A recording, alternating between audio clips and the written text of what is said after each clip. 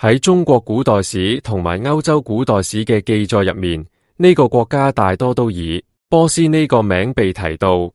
不過，伊朗人自始至終都冇用波斯嚟自稱，呢個稱呼其實係阿拉伯人俾嘅。事實上，早喺公元224年，伊朗呢個詞就已經出現，佢嘅意思就係雅利安人之國。從某種意義上嚟講，古代伊朗人係雅利安人嘅發源地，係佢哋嘅祖宗之地。伊朗就代表住雅利安人嘅土地。喺梵文經典入面，呢個詞仲用嚟指貴族階層。伊朗嘅歷史同埋聚居點可以追溯到公元前4000年，佢哋嘅文明曙光喺漫長嘅歲月入面慢慢照亮咗呢片土地。埃蘭作為伊朗最早嘅文明，大概存在喺公元前2700年到公元600年，佢起源於伊朗高原以外嘅埃蘭地區。一般嚟講，都認為埃蘭嘅國名源自境內嘅哈爾達第城邦，佢嘅意思就係神嘅國家。公元前750年末，伊朗部落出現喺伊朗西北部地區。公元前678年，米底王國誕生。呢個王國以古波斯地區為中心，前後存續咗125年。喺佢哋嘅領土面積最大嘅時候，西起小亞細亞嘅卡帕多細亞，東至阿拉霍西亞西部。米底人屬於印歐語系，係雅利安人嘅一支，亦都係首批喺伊朗高原地區定居嘅民族。亞述帝國曾經將貪婪嘅目光投向伊朗高原，想將佢征服，但亞述嘅入侵意外淡促使米底各部落走向聯合，進而形成咗米底國家。公元前585年，米底最後嘅國王阿斯提亞格斯繼位，佢將個女下嫁俾當時臣屬於米底嘅波斯部落阿契美尼德家族嘅岡比西斯一世。後嚟，佢哋嘅仔居魯士二世就誕生咗。公元前560年，喺米底王國嘅統治下，人口達到520萬。公元前553年到550年間，居魯士二世毅然起兵反叛，最終擊敗咗自己嘅外公阿斯提亞格斯，米底王國就此終結，阿契美尼德王朝應運而生。阿契美尼德王朝係古代波斯地區首個將領土大幅擴張嘅王朝，佢嘅疆域覆蓋咗大部分中亞同埋西亞地區，更係歷史上首個橫跨歐亞非三洲嘅龐大帝國，史稱波斯帝國或者波斯第一帝國。佢就好似伊朗歷史上嘅漢朝，有着舉足輕重嘅地位。波斯帝國由居魯士二世，即居魯士大帝創立。喺佢嘅極盛時期，疆域東起印度河平原，西至巴爾幹半島嘅色雷斯，西南延伸至埃及同埋利比亞，佔地面積大概550萬平方公里，超越咗此前任何一個帝國。當時佢統治住5000萬人口，佔當時世界總人口嘅40%以上。最早有文字證實嘅伊朗呢個詞出現喺納克扎魯斯塔姆墓葬區。喺薩珊王朝帝王阿爾達希爾一世喺位期間，大概公元224年、242年嘅授函儀式浮雕所附帶嘅銘文入面，首次出現咗 Aran 呢個字。中古伊朗語嘅 Aran-Chesnarian 係間接嘅區域居民稱謂詞，係 Iyar 中古波斯語同埋 Ari 安息語兩者嘅複數形式。佢哋都源自古伊朗語嘅阿呀，意思就係雅利安人嘅，即伊朗人嘅。喺嗰個時代，想要擊敗強大嘅波斯帝國，絕對唔係易事。不過，馬其頓人卻喺呢個歷史嘅舞台上面登場。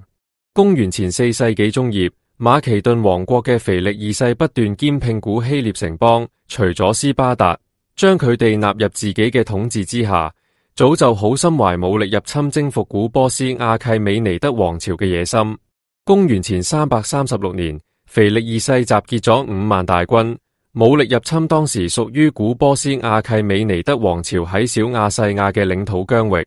但命運弄人，腓力二世喺女嘅婚宴上面不幸被刺殺。隨後，佢個仔亞歷山大大帝成功登上皇位，並鎮壓咗反叛勢力。接住就沿襲父親腓力二世嘅計劃，對阿契美尼德王朝展開武力入侵征服。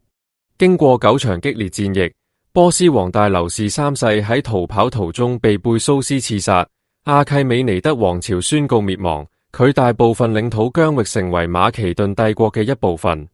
阿爾沙克一世係古代伊朗帕尼嘅酋長，當時帕尼係游牧民族聯盟大益嘅一員。阿爾沙克一世憑住卓越嘅領導才能，不斷開疆拓土，最終成立咗安息帝國。安息帝國又稱阿爾薩色王朝或者阿薩色斯王朝，西方史書通常稱之為帕提亞帝國。由於安息帝國處於地中海嘅羅馬帝國同埋東方漢朝之間嘅貿易路線絲綢之路上面，呢個就使得佢成為咗商貿中心。此時亞歐大陸上面並存住漢朝、羅馬、安息同埋貴霜四大帝國。喺安息帝國嘅土地上面，波斯文化、希臘文化及地區文化相互交融，藝術、建築、宗教信仰等方面逐漸對當地產生影響。之後，薩珊王朝取代咗安息帝國，史稱波斯第二帝國。呢個時期被認為係伊朗或者波斯最具重要性同埋影響力嘅歷史階段之一。薩珊王朝同羅馬帝國共存超過400年，佢嘅文化影響力遠遠超出咗自身邊界，遍及西歐、非洲、中國西域及印度地區。此時，中國已經入到魏晉南北朝時期，薩珊王朝喺伊朗嘅歷史地位，大致可以理解成我哋唐朝喺中國嘅地位。事實上，薩珊王朝成立之後，同唐朝建立咗更加親密嘅關係。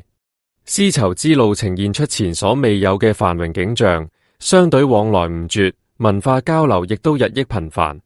但好景唔長，從632年起，薩珊王朝開始遭受阿拉伯軍隊嘅攻擊。651年，薩珊王朝滅亡。薩珊王朝末代皇帝嘅仔比魯斯逃到唐朝，請求唐高宗李治出兵抗擊阿拉伯入侵。唐朝護送佢返回今阿富汗錫斯坦一帶，並於661年建立波斯都護府，從理論上面成為唐朝嘅藩屬，受到唐朝庇護。不過，李治亦都深知唐朝嘅勢力範圍有限，所能夠承受嘅最遠極限就到安西都護府而已，要幫助佢復國，實在係力不從心。到咗663年，薩珊王朝最終被阿拉伯徹底滅亡。公元751年，唐玄宗天寶10年，阿拉伯帝國嘅阿拔斯王朝黑衣大食喺消除向東嘅阻礙之後，勢如破竹。啱啱征服印度北境嘅佢哋，終於喺達羅斯同安西都護府嘅唐軍相遇。作為同一時期存在嘅兩個大國，阿拉伯人渴望通過同唐朝正面交鋒嚟檢驗彼此嘅實力。當時守將安息節度使高仙芝深知以都護府嘅實力，貿然開城迎戰大軍十分吃力，但更加清楚唐玄宗嘅脾性，為咗維護唐軍嘅威嚴，只能硬住頭皮背水一戰。呢場被譽為歷史上最強大嘅東西方帝國間嘅直接碰撞嘅達羅斯戰役，最終唐朝落敗。但阿拉伯人亦都深知唐朝實力強勁，唔敢輕易進犯，選擇退避三舍。時任高仙芝幕僚嘅岑參喺呢個時期創作咗幾首着名嘅邊塞詩，其中最為人熟知嘅就係語文課本入面要求背誦嘅《白雪歌送武判官歸京》。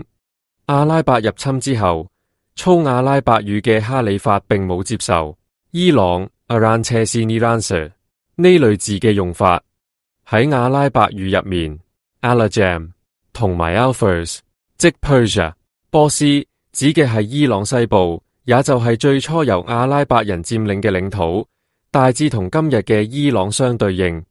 我哋最初喺同西域阿拉伯人交流入面得知咗波斯呢個地名。隨住阿拉伯嘅擴張，波斯呢個詞逐漸取代伊朗，傳遍世界。經歷咗數個朝代嘅更迭，公元1501年赴1736年，薩法維王朝時期實現咗伊朗嘅統一，恢復咗原本薩珊王朝所統治嘅大部分領土。薩法維王朝國王採用 Sahansaran 伊朗嘅萬王之王，嘅頭銜。伊朗呢個詞得以恢復，由於王中之王嘅概念類似於中文語境嘅皇帝，因此亦有伊朗帝國嘅譯法。喺國際上面，要等到1935年先遵循該國政府嘅意願，統一改稱伊朗。從公元前3000年末期開始，雅利安人原本係俄羅斯烏拉爾山脈南部草原上面嘅一個古老游牧民族，佢哋體格彪悍，尚武好戰。後嚟佢哋分布喺中歐東至蒙古高原嘅歐亞草原上面，因唔明原因，佢哋紛紛南下，一部分進入歐洲，另一部分就南下進入西亞、中亞、南亞。公元前15世紀左右，一批草原來客逐漸進入伊朗高原定居，佢哋自稱係雅利安人。相傳關於雅利安人嘅起源，喺波斯古經阿維斯陀入面有呢樣一段記載：國王費利頓生咗3個仔，喺自己年邁之際，將帝國一分為3，東部由大仔圖爾統轄，後嚟演變成突厥人嘅祖先；西部由二仔薩勒姆統轄，後嚟演變成羅馬人嘅祖先；南部由細仔雅利安統轄，後嚟演變成伊蘭人嘅祖先，也就係伊朗人。雅利安人原本喺俄羅斯烏拉爾山脈南部草原生活，後嚟遷徙到中亞嘅阿姆河同埋錫爾河之間嘅平原。根據史料記載，雅利安人長得十分彪悍，係一個尚武嘅民族。古雅利安人曾經展現出強大嘅征服力，佢哋摧毀咗4大文明古國入面嘅3個，古巴比倫、古印度同埋古埃及，書寫咗一段輝煌嘅歷史。佢哋喺所到之處同當地人結合，形成咗新嘅民族，使得如今世界上好多人都擁有雅利安人嘅血統。喺商朝時期，武丁嘅配偶婦好征戰鬼方，好多史料表明鬼方地區生活嘅人，根據考古發現，好有可能就係雅利安人嘅遠征軍。我哋過去常用洋鬼子嚟形容西方人相貌，因為佢哋心目高鼻，壁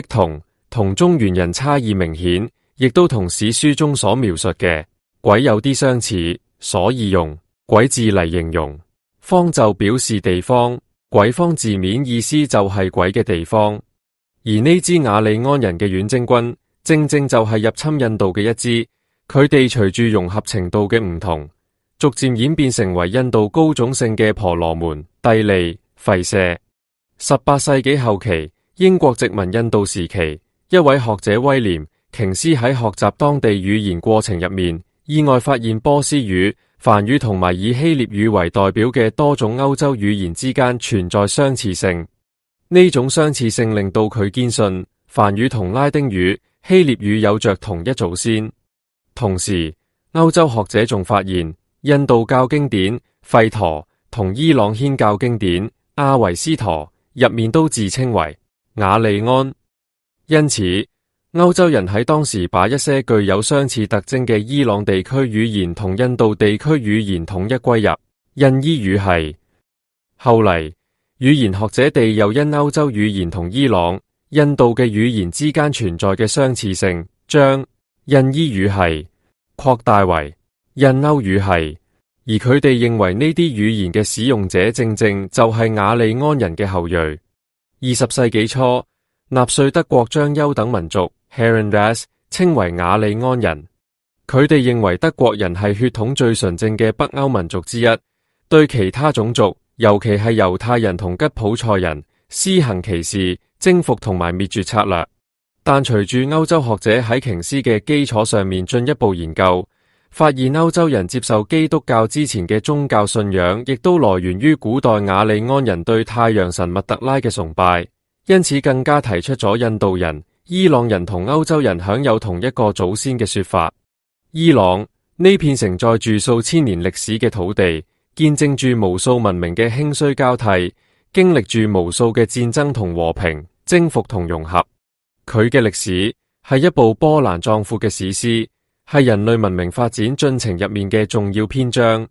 從古老嘅雅利安人到如今嘅伊朗民族，從波斯帝國到薩珊王朝，再到薩法維王朝，每一個階段都留下咗深刻嘅印記，等待住後人去探尋、去解讀。